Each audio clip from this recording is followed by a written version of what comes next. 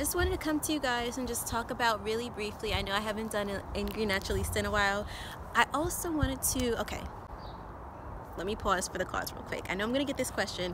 What is going on with your hair? All right, so this is actually from the Janet collection, Rockin' Locks, 2x Mambo. And this is a color number 2. These are not real locks. These are just very authentic looking locks. And I just wanted to switch it up. I think I have 8 cornrows in, went all the way back. I crocheted them back up into my hair. Very easy. But yeah, that's pretty much it. And I just crocheted these in. So yeah.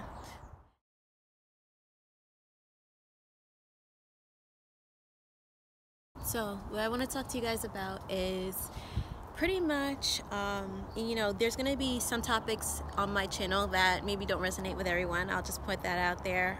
This won't be, you know, initially I was thinking I was going to make an Angry Naturalist of it, but I'm just going to talk to you guys, and I'm going to talk to you about something that comes from the heart. It comes from, you know, my personal experience with being an empath. Being an empath doesn't mean you subscribe to any particular spiritual group or any religion. It's just kind of your state of being and your level of connectivity. So, you know, really for those that, especially in this time in human history, there's a lot of people that are quote unquote awakening or waking up. I'm not talking about people that are just like hashtag I stay woke, but I'm talking about this bird. I'm talking about people that are becoming more in tune with nature, that are becoming more in tune with the natural energies, and also very much more in tune with those energies that are not natural. And one thing that is definitely on my mind, at least, to speak about is being an empath and how, you know, one tip that I have, and it's to become very self-aware of what is yours and what is not. Now, it can be very easy to get caught up in the day-to-day life of, you know, the hustle and bustle of, you know, whether you're working a 9 to 5 or whether you work for, you know, you're self-employed or whatever it is, and you have kids and you have a family, you have, you know, relationships going on. But as an empath, it is definitely self-awareness.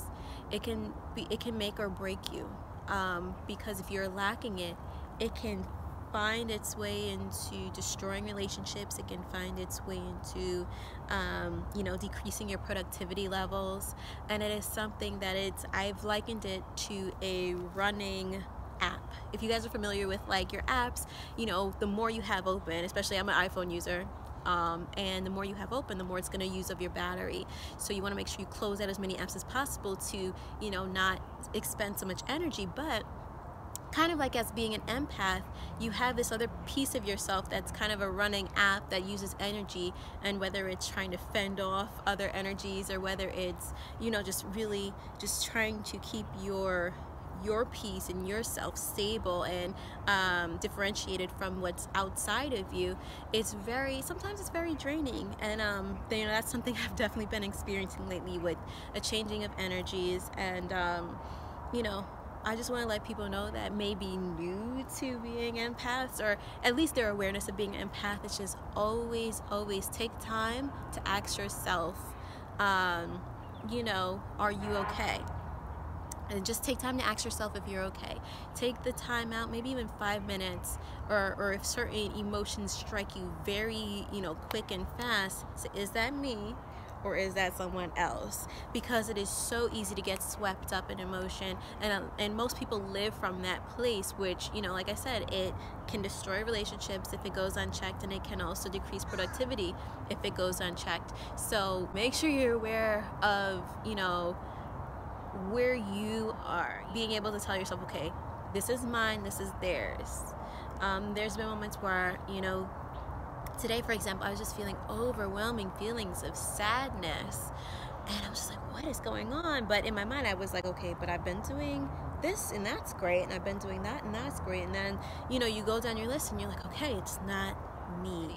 So for those that are more receptive, you know, really dive into whatever helps you stay stable. Whether it's the Bible and certain scriptures, whether it is crystals, whether it is, you know, going into meditation, you know, given there's different types and different levels of meditations. You don't always have to like sit in like Buddha position and like go in, but there's different meditations to keep your focus in a place where you can you know, become more in tune with your internal dialogue and yourself, which is what, you know, what really needs to go checked. Because once your internal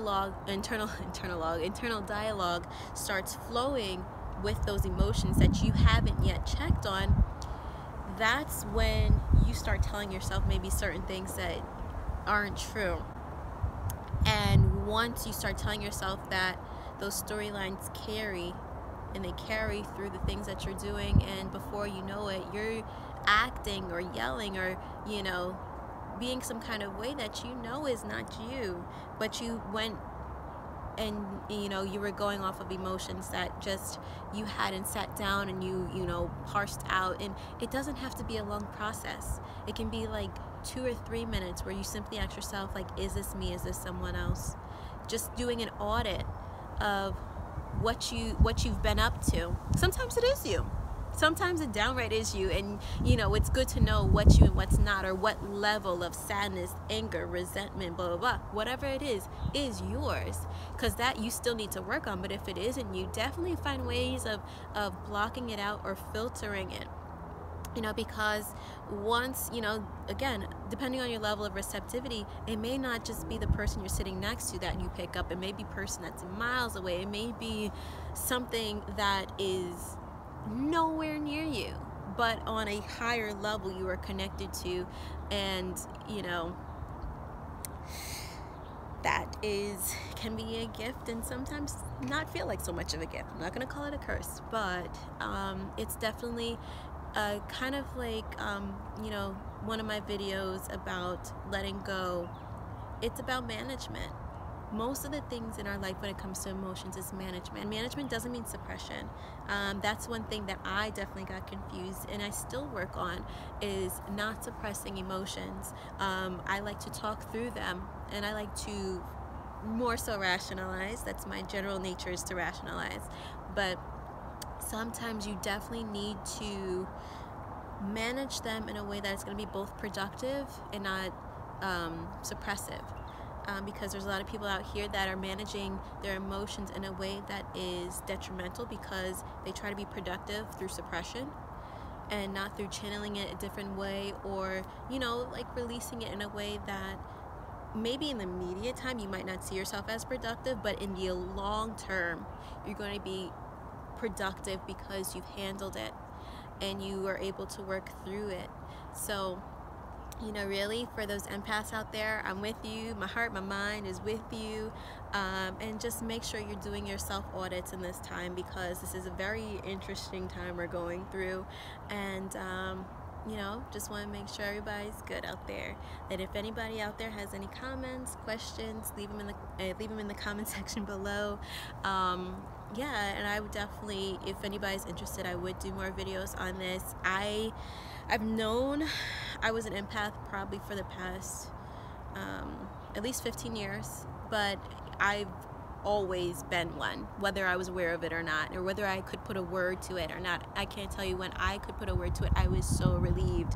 You know, why was I feeling certain, you know, emotions that were sudden I could not explain, or, you know, even pains that I could not explain, but later found out why and who they were from, and, you know, different things like that. So, you know, I just want to be very open and transparent with you guys, because I know sometimes people need to know that there's someone else out there that are going through these things, and maybe not have all the answers, but can kind of help guide them along the way.